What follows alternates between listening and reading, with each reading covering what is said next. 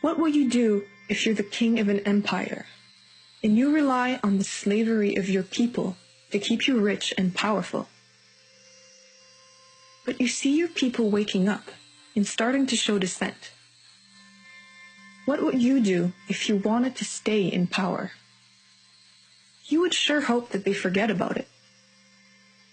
You would want to distract them, or even better, turn them against each other, so that they forget about their original cause.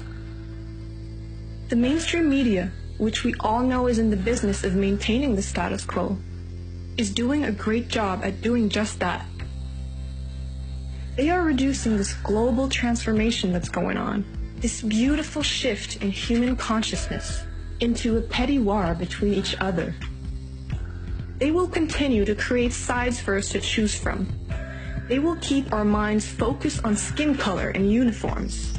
They will tell us what opinion to have about events and other people. But what they will never do is bring focus back to the message of truth and change that is trying to be born and heard through this social upheaval. Are we listening to it? Are we paying attention? Or are we falling into the trap of being divided and conquered once again?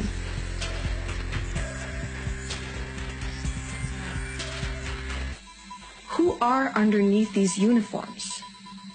Who are those we call protesters?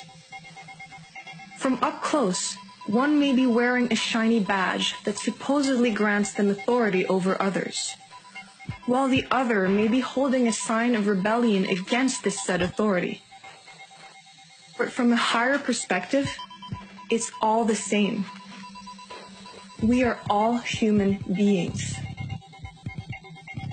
And the reason why change is needed is meant to uplift not only those walking the streets, but also those wearing the uniforms. So let's talk to each other, not yell at each other. Let's talk to each other, not kill one another. Let's give power to our message, not our egos. Let's remind each other of the beautiful and unifying cause behind all of this. We want a world that honors all life. We want a world that is fair for everyone. We want peace. We all want to stop surviving and start living. We want to be free. It's time for a new philosophy, folks. One based on, yes, the principles of Jesus, which were love your brother as yourself, because you know what? He is yourself. We are literally all one. When we finally stop fighting against each other, we will gain enough perspective to see the real issue here. Now, one might say that the issue is the king of the empire, the corporate elite that is enslaving humanity. But even that is thinking too small. What is the life force of this system? Is it the small group of people calling the shots at the top of the pyramid? Or is it the 7 billion strong army of people complying? That is us. That is humanity. We do it because we want to keep our jobs, because we want to survive.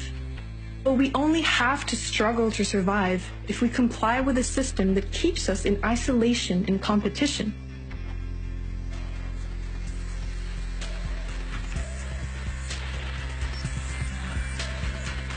If we instead unite as a people, stop complying with the current structures in place, and support one another, we can not only survive, we can thrive.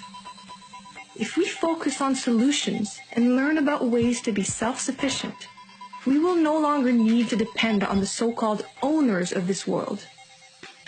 If we use our creativity to build a new model that can work for everyone, including the environment, the old system will no longer hold power over us, because we're the boss.